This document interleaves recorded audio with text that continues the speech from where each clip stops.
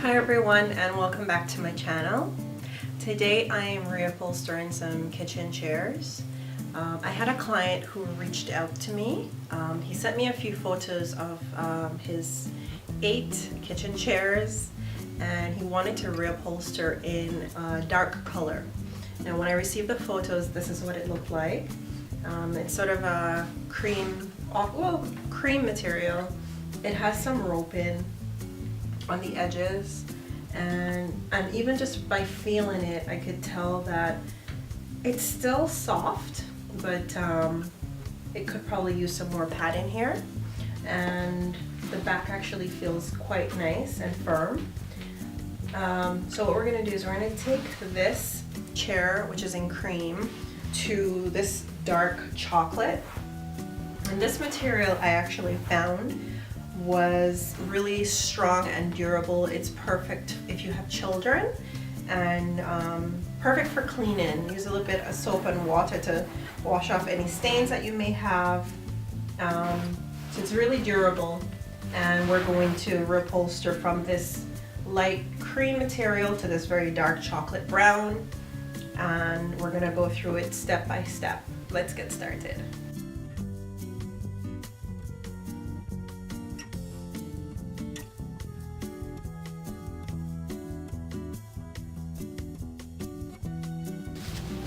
So I took off the bottom of the chair, also the top part of the chair, which is this part. So what we're going to do is I'm going to try and remove the material off both parts and reupholster it. So I'm just going to try and remove all the staples from here. It is a bit challenging, but it takes a little bit of patience. I tend to use my pliers to help me. I need a flat head, something that is flat enough. I use a butter knife for now, and I need a pliers to help me pull the staples out, and sometimes the scissors help with cutting the material if I need to do that. Also, I should get my gloves to do this. I'll work with the seat first. And we're going to try and get all these staples out, take the material off, and see what we're working with underneath.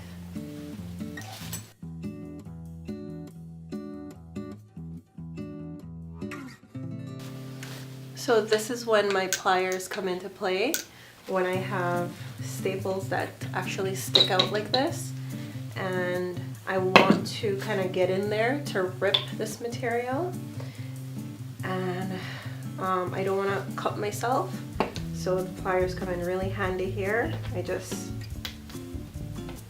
pop them out, nothing here to cut me, and I can just rip.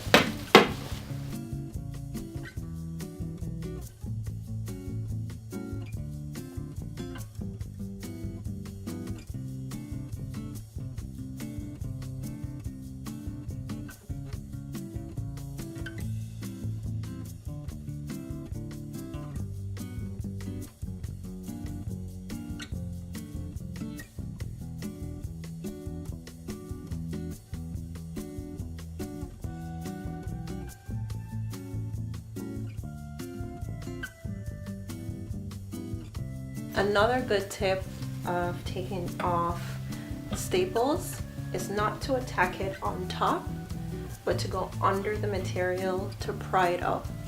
So if I try to slide my flat tool under the staple, it doesn't work. Let me see if I can get a closer view for you. Alright, so this is a closer view. So this is one of the last staples I have.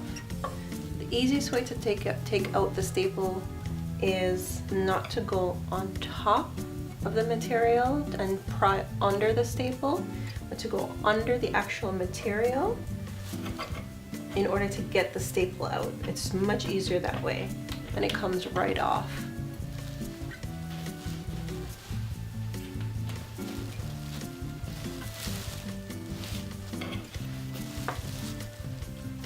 So trying to put it push the flat tool in between the staple and the material is very hard. It tends to slip off like that. But if you push it under the material, it pries up much easier. I usually like to hold the material itself and just pry it up.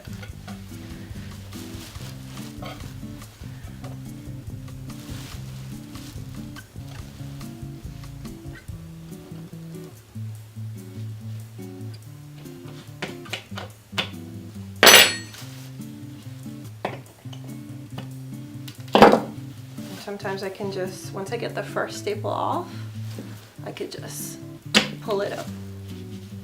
They usually come right off. And I want to also remove the staples that can stick me to get the rest of the staples out of the wood.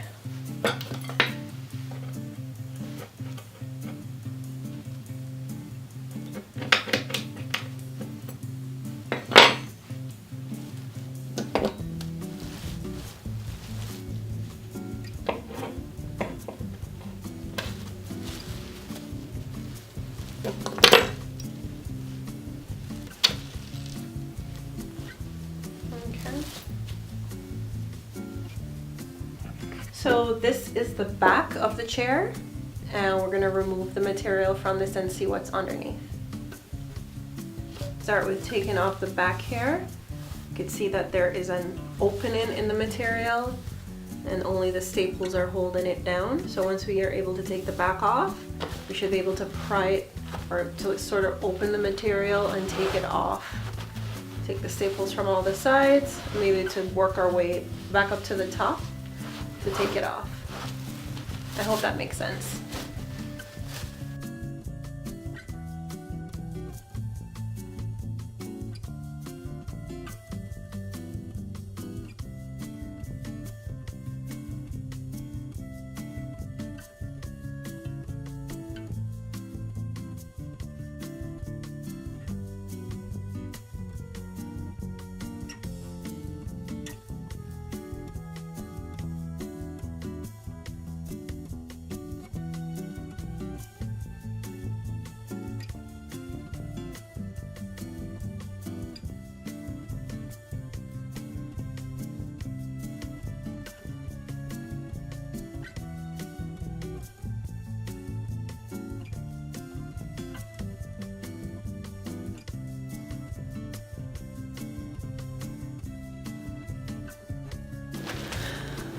So we've successfully removed the back part of the chair. It's actually wrapped in plastic, which kept it nice and clean, no dust on it.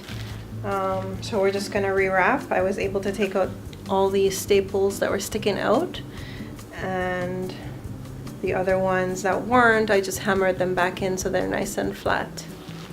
So now we're gonna reupholster.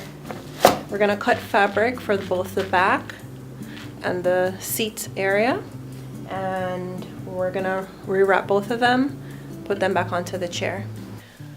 Okay, so I am going to create I'm gonna cut out a part for the seat portion. So this is the seat we just took off, the material from the seat we just took off, and what we're going to do is going to cut a pattern based off the one we just took off. So we lay it over the material, and I don't want to cut these parts here, but what I want to do is give it a slip just to kind of see where, just a little slip cut to see where I have to cut the excess material.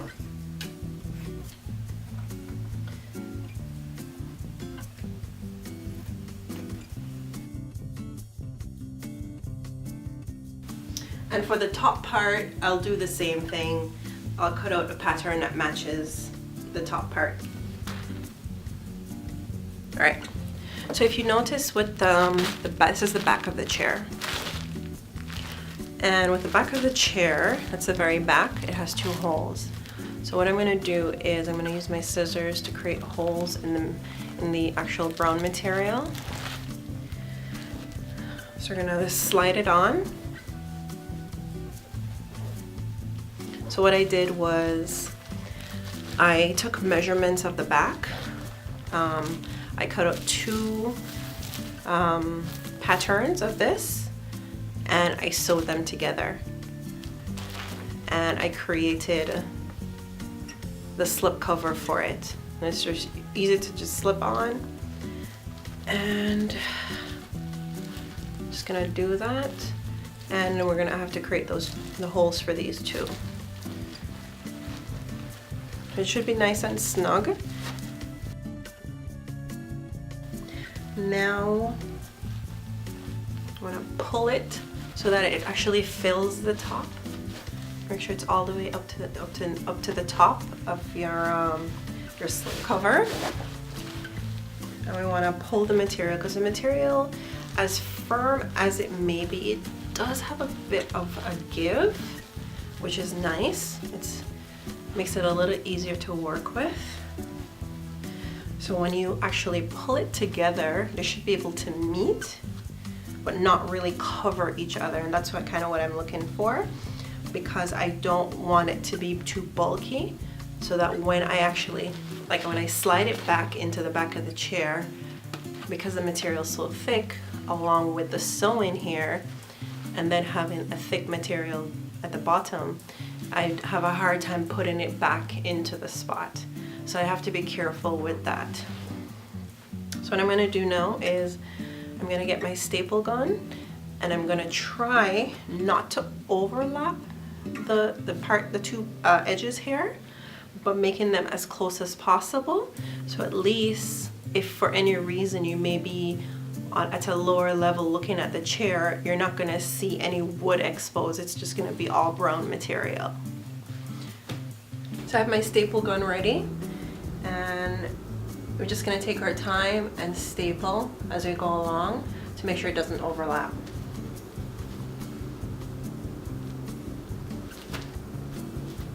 The corners can be a bit tricky, so sometimes I have to do some cutting at the edges to make sure it's not too bulky. So we're just going to work with the material as we go along. So we'll start from one side.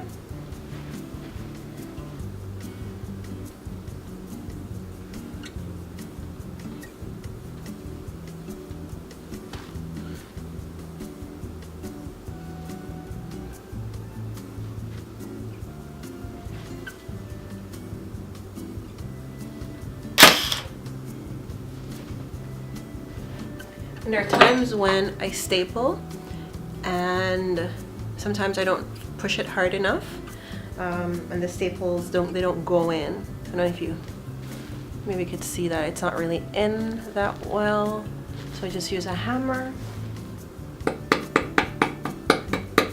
and get it down.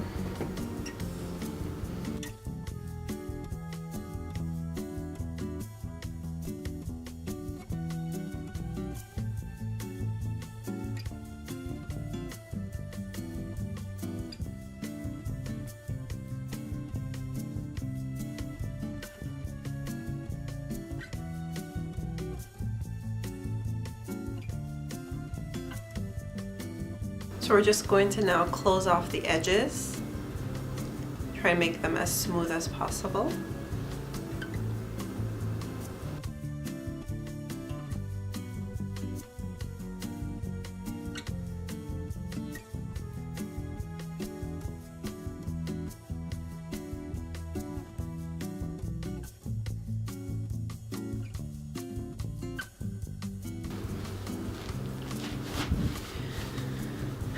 Now as I said before, there are holes in the back here, so we have to create the holes because we have these 2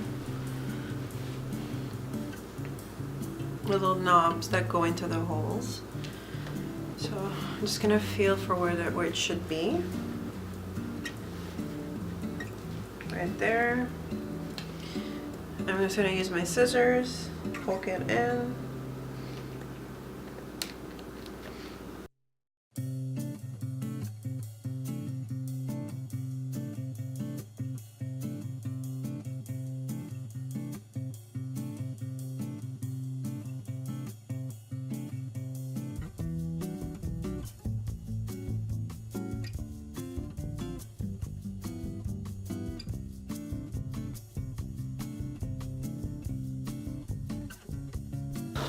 Okay, so we were able to create both holes to get the knobs back in.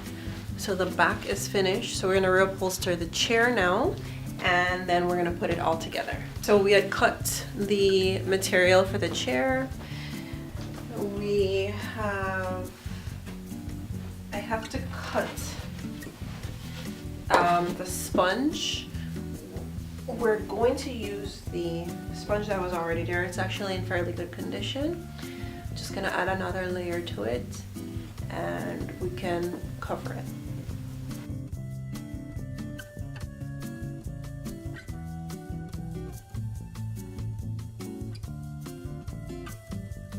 So what I'm gonna do here is, so the base goes down and we're gonna add the sponge. I'm gonna add a little glue to keep it in place.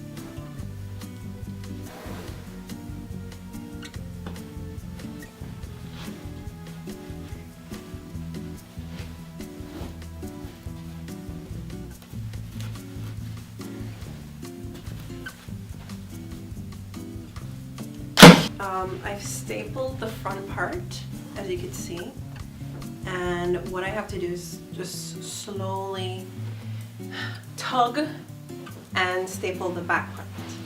So this takes a little bit of patience. Just want to smooth it out.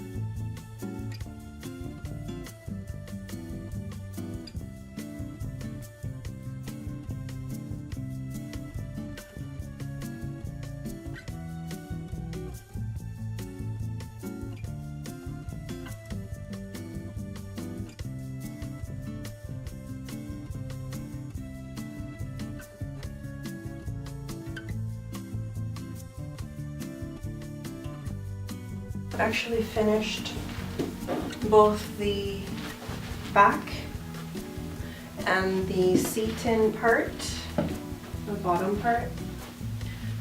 So all I have to do now is screw it back on.